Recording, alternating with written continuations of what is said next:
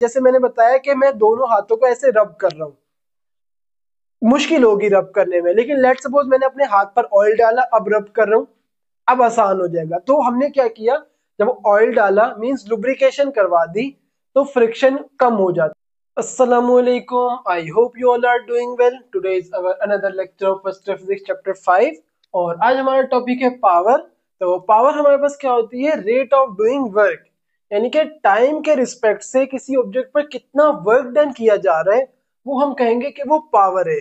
जैसे सपोज करें कि किसी ऑब्जेक्ट के ऊपर दो पॉइंट लेते हैं, पॉइंट ए और पॉइंट बी। एक ऑब्जेक्ट पॉइंट ए से पॉइंट बी की तरफ हम मूव करवा रहे हैं एक ऑब्जेक्ट को, और उसमें हमारा वर्क डन लगा लेट सपोज 15 जूल, और हमें ए से बी तक ऑब्जेक्ट को लाने में जो टाइम लगा वो 5 सेकेंड था। भाई हमने क्या किया, वर्क डन करवाया विद रिस्पेक्ट टू टाइम। तो हम ये देखें कि 1 सेकेंड में वर्क डन कितना हुआ है। 5 सेकेंड में 15 जूल का वर्क डन हुआ है, तो 1 सेकेंड में 3 जूल का वर्क डन हुआ होगा। तो ये हमारे पास कहलाती है पावर के work done with respect to time. हमारे पास क्या होता है, पावर। और डेफिनेशन भी क्या है, रेट ऑफ डूइंग वर्क। आपने इस तरह की एक डेफिनेशन पढ़ी है एक्सेलरेशन की, कि rate of change in velocity is called acceleration. तो रेट का जब भी वर्ड आता है, इसका मतलब है कि डिनोमिनेटर में हमारे पास टाइम आ जाता है। तो अगर पावर का हम फॉर्मूला बनाना चाहें डेफिनेशन से ही, तो क्या हो जाएगा, पावर को हम रिप्रेजेंट करते हैं P से, और डेफिनेशन क्या है, रेट। रेट मींस डिनोमिनेटर में टाइम आ जाएगा, रेट ऑफ डूइंग वर्क, और नोमिनेटर में वर्क डन आ जाएगा। तो ये हमारे पास पावर का फॉर्मूला आ जाता है, क्या है, rate of doing work is called power. Now power हमारे पास एक स्केलर क्वांटिटी है। पावर क्या है, एक स्केलर क्वांटिटी है। क्यों स्केलर है, अगर आप देखें कि पावर का फॉर्मूला, पावर बराबर है work done divided by time के। वर्क डन क्या था, एक स्केलर क्वांटिटी थी। सिमिलरली टाइम भी क्या है, एक स्केलर क्वांटिटी है। और अगर दो स्केलर्स डिवाइड होंगे तो रिजल्ट में भी एक स्केलर ही आता है। तो पावर के हमारे पास जो नेचर है वो है स्केलर नेचर होती है पावर की। ना फॉर्मूला तो हमने देख लिया कि पावर का फॉर्मूला क्या है, work done divided by time. Now unit की अगर बात की जाए पावर की, तो पावर की यूनिट हम किस तरह से फाइंड कर सकते हैं, सिंपल, हर बार की तरह जैसे हम फॉर्मूले से ही फाइंड करते हैं। वर्क डन की unit joule divided by time की यूनिट सेकंड। तो पावर की यूनिट हमारे पास आ सकती है जूल पर सेकंड, और जूल पर सेकंड हमारे पास बराबर होता है वॉट के। आपने देखा होगा मोस्टली बल्ब वगैरह पर वॉट की यूनिट यूज हुई होती है, जो पावर को बता रही होती है कि ये चीज इतने वॉट की है। इस बात को याद रखना, वोल्ट नहीं है, ये वॉट है। तो पावर में जो जूल पर सेकंड है ये बराबर होता है वॉट के। तो यूनिट हम जूल पर सेकंड भी यूज कर सकते हैं और वॉट भी यूज कर सकते हैं, दोनों ऐसा ही यूनिट है। नाउ डायमेंशन पे अगर हम आए, तो इसकी डायमेंशन क्या होगी, फॉर्मूले से ही आएगी। हर चीज हम फॉर्मूले से कैलकुलेट करेंगे। फॉर्मूले में हमारे पास ये जो वर्क डन है ये एक डिराइव्ड क्वांटिटी है, यानी कि हम क्या करेंगे, पहले वर्क डन को इसके फॉर्मूले पे ओपन करेंगे। तो हमारे पास वर्क डन का फॉर्मूला क्या होता है, W बराबर होता है F डॉट डी के या F डॉट एस के। तो हमारे पास आ जाएगा F S और divided by time. Now time itself एक बेस क्वांटिटी है, सिमिलरली डिस्टेंस या डिस्प्लेसमेंट भी बेस क्वांटिटी है। फोर्स का फॉर्मूला क्या होता है, F इक्वल्स टू ma। तो इस फोर्स की जगह पर हम ma पुट करवाते हैं। फोर्स की जगह आ गया मास ma s और डिवाइडेड बाय टाइम। नाउ अब हम इनकी यूनिट्स को पुट करवाते हैं। मास की यूनिट किलोग्राम, एक्सेलरेशन की मीटर पर सेकंड स्क्वायर, इनटू डिस्प्लेसमेंट की मीटर, और डिवाइडेड बाय टाइम की यूनिट सेकंड। तो अगर हम यहाँ पे देखें, ये सेकंड इस सेकंड से आके मल्टीप्लाई हो जाएगा। किस तरह से, जब भी हमारे पास क्या होता है कि लेट सपोज कुछ इस तरह से कि जो नॉमिनेटर है उसमें नॉमिनेटर डिनोमिनेटर आ गए, और डिनोमिनेटर में भी नॉमिनेटर डिनोमिनेटर आ गए। तो यहाँ का नॉमिनेटर यहाँ के डिनोमिनेटर से मल्टीप्लाई होगा, और ये डिनोमिनेटर नॉमिनेटर से मल्टीप्लाई होगा। सेम यहाँ भी कुछ ऐसा ही हो रहा है। अगर इस सेकंड के नीचे एक 1 लगा दूं मैं, तो ये सेकंड नॉमिनेटर है जो डिनोमिनेटर से मल्टीप्लाई होगा, और ये डिनोमिनेटर नॉमिनेटर से मल्टीप्लाई हो जाएगा। तो हमारे पास आ जाएगा kilogram as it is, 1 metre से मल्टीप्लाई होगा, मीटर ही रहेगा, metre into metre, metre square, और divided by second into second square, second cube हो जाएगा।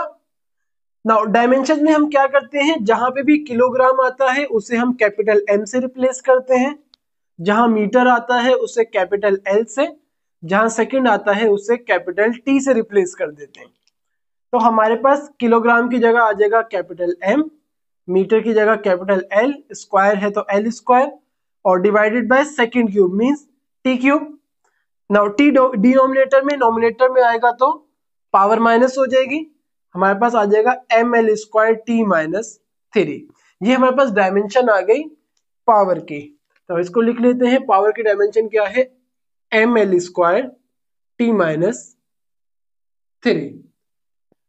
नाउ हमारे पास नेचर पता लग गई, नेचर क्या है, स्केलर नेचर है, formula work done divided by time, unit what, और डायमेंशन भी पता लग गई।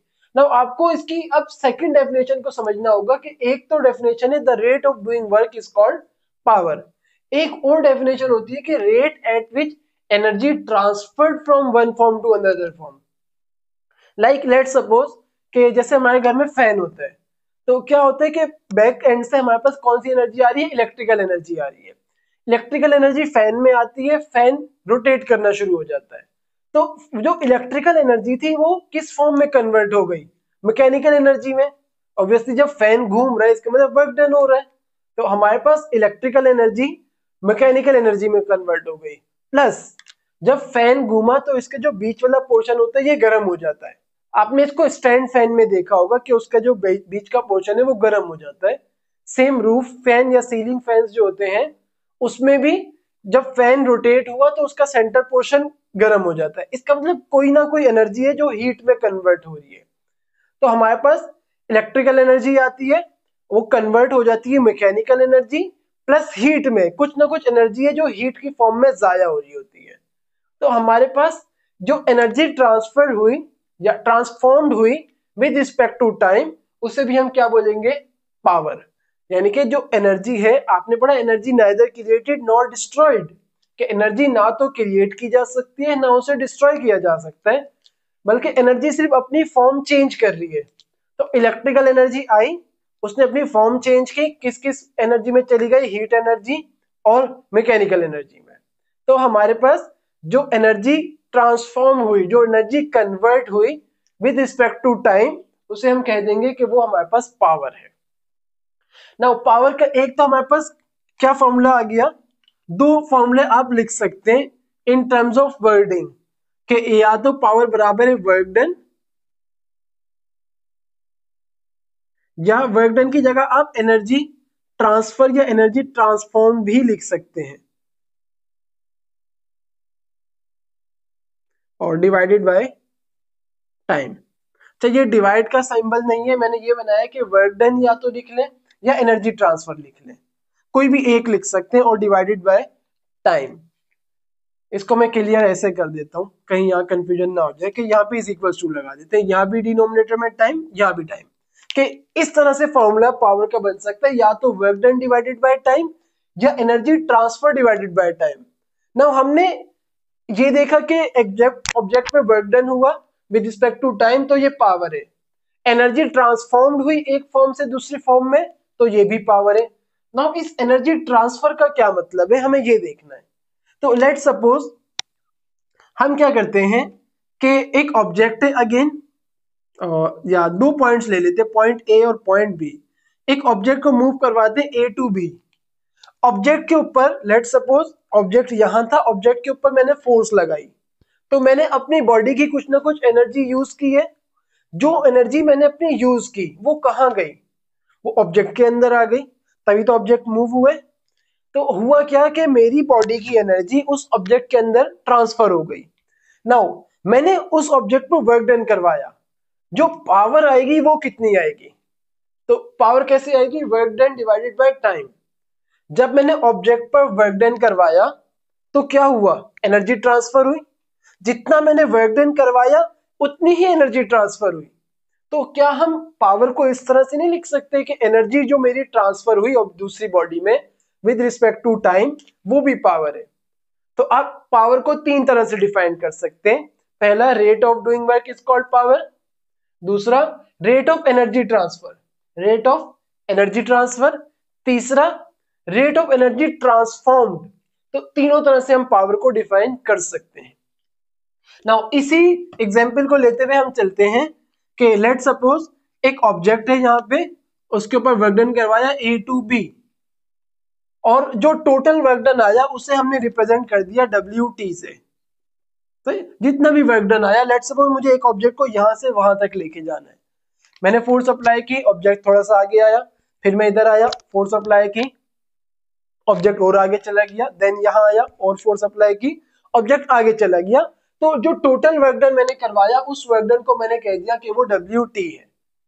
नाउ अगेन वही बात कि जब मैंने वर्क डन करवाया तो मेरे अंदर की बॉडी की एनर्जी ट्रांसफर हो गई ऑब्जेक्ट में। जो एनर्जी ट्रांसफर हुई वो किसके बराबर होगी, टोटल वर्क डन के। तो हमने यहाँ पे यही बात लिखी कि let work is done on an object, कि एक ऑब्जेक्ट पर वर्क डन हो रहा है और जो टोटल वर्क डन है वो डब्ल्यू टी है, और जो एनर्जी ट्रांसफर हुई बॉडी में वो बराबर होगी वर्क डन के, टोटल वर्क डन के। तो पावर को हम कैसे डिफाइन करते हैं, पावर बराबर है work done divided by time. अब मैंने क्या किया, ऑब्जेक्ट पर फोर्स लगाई, ऑब्जेक्ट आगे गया, तो जो पावर आ गई जिसे हम एवरेज पावर बोलेंगे वो किसके बराबर हो जाएगी, total work done divided by time के। जो भी टोटल पावर आएगी वो बराबर होगी टोटल वर्क डन, जितना भी वर्क डन करवाया है वो डिवाइडेड बाय जिस टाइम में करवाया है। तो ये फॉर्मूला क्यों, मैंने भी थोड़ी देर पहले एक एग्जांपल दी थी कि बॉडी ए से बी गई और हमने एनर्जी लगाई 15 जूल और 5 सेकंड में बॉडी यहां से यहां गई है। तो 1 सेकंड में कितने जूल की एनर्जी ट्रांसफर हुई थी, 3 जूल। तो एक्चुअली आपने किया 15 डिवाइडेड बाय 5 कर दिया आपने, total work done divided by total time. तो हमने यहाँ पे एवरेज पावर लेने के लिए भी यही किया है कि total work done divided by total time. Now work done का फॉर्मूला क्या होता था, वर्क डन बराबर होता था, as we know that work done बराबर होता था एफ डॉट एस के, डॉट प्रोडक्ट होता था फोर्स और डिस्प्लेसमेंट का। तो हम यहाँ पे करते हैं कि टोटल वर्क डन बराबर हो जाएगा फोर्स डिवाइडेड बाय डिस्प्लेसमेंट, और डिनोमिनेटर में टाइम एज इट इज रहा। नाउ क्या मैं इसको ऐसे लिख सकता हूं कि ये फोर्स मैंने अलग कर दी और डिस्प्लेसमेंट डिवाइडेड बाय टाइम, कुछ ऐसे भी लिखा जा सकता था। नाउ अगर हम देखें कि displacement divided by time, S upon T किसका फॉर्मूला होता था, वेलोसिटी का या स्पीड का बोल सकते हैं। नाउ अगर ये वेक्टर बन गया डिस्प्लेसमेंट, तो जो स्पीड है वो वेलोसिटी में कन्वर्ट हो जाएगी, ये भी वेक्टर बन जाएगा। तो इस एस अपॉन टी की जगह हम वी पुट कर सकते हैं। तो पावर का हमारे पास एक और फॉर्मूला आ जाएगा एफ डॉट वी, और ये क्या आ जाएगी, एवरेज पावर आ जाएगी हमारे पास, किसके बराबर है, dot product of force and displacement. तो हमारे पास पावर का पावर की चौथी डेफिनेशन आ गई, the dot product of force and velocity is called power. तो पावर की देखिए सारी डेफिनेशन ही आसान है और डिफरेंट डिफरेंट मेथड से हम इसको डिफाइन कर सकते हैं। नाउ चैप्टर 2 का एक फॉर्मूला पढ़ा था कि ए डॉट बी किसके बराबर होता है, ए बी कॉस थीटा के, और यहां पे क्या है एफ डॉट वी। तो एफ डॉट वी किसके बराबर हो जाएगा, एफ वी कॉस थीटा के। ये हमारे पास किसका फॉर्मूला आया है, पावर या एवरेज पावर दोनों बोल सकते हैं। ये हमारे पास फाइनल फॉर्मूला आ गया है पावर के लिए, जो किसके बराबर है, एफ वी कॉस थीटा, और in terms of vector form हम ये लिख सकते हैं। दोनों फॉर्मूले पावर के लिए हैं। सो नाउ ये जो थीटा है, बस इस थीटा को डिफाइन करना रह गया है कि ये थीटा क्या होगा। तो कैसे डिफाइन कर सकते हैं कि लेट सपोज दो पॉइंट्स हैं अगेन ए और बी, ऑब्जेक्ट है यहां पे पड़ा हुआ, ऑब्जेक्ट पर हमने फोर्स लगाई ऐसे, और ऑब्जेक्ट मूव करना शुरू हो गया ऐसे। सही है।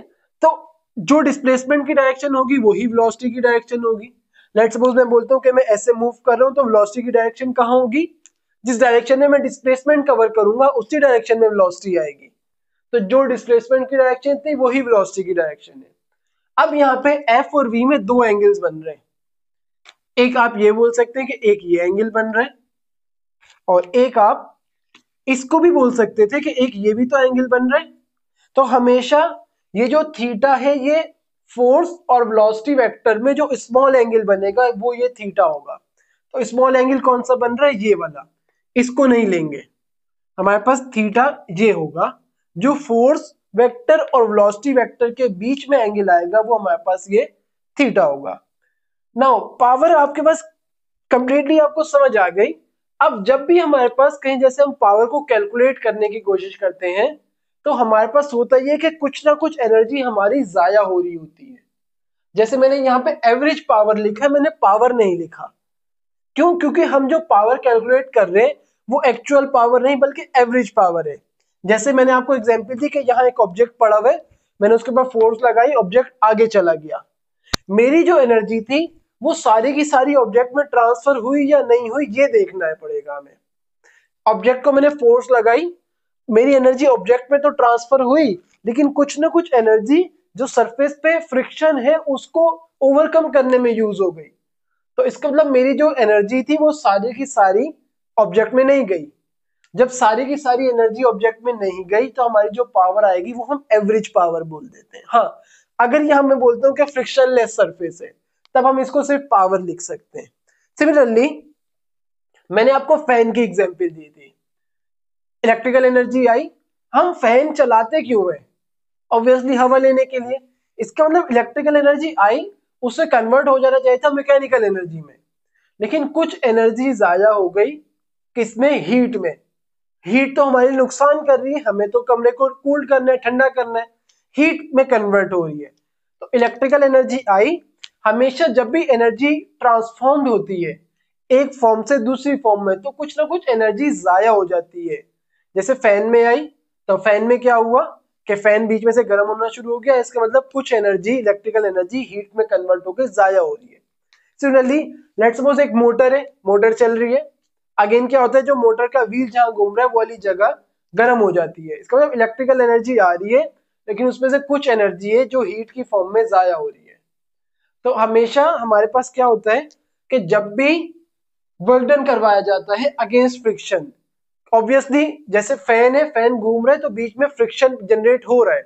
जैसे सपोज करें कि मैं कहता हूं कि मेरे दोनों हाथ है, मैं एक दूसरे के ऊपर रब कर रहा हूं, ऐसे मेरे हाथ गर्म होना शुरू हो जाएंगे। इसका मतलब जो कुछ एनर्जी है वो हीट की फॉर्म में जाया हो रही है। फैन जब घूम रहा है तो ऑब्वियसली वहां पे भी तो कुछ ना कुछ ऐसे स्लिप हो रहा होगा, फ्रिक्शन होगा अंदर, जिसकी वजह से एनर्जी हीट की फॉर्म में जाया हो जाएगी। तो कभी भी एनर्जी का ट्रांसफर होगा किसी भी फॉर्म से दूसरी फॉर्म में, एनर्जी हमेशा जाया होती है as a form of heat. हाँ, उसको हम कम जरूर कर सकते हैं। कैसे? जैसे मोटरसाइकिल है, मोटरसाइकिल चलती है या कार है, कोई भी चीज है, उसका इंजन गर्म हो जाता है।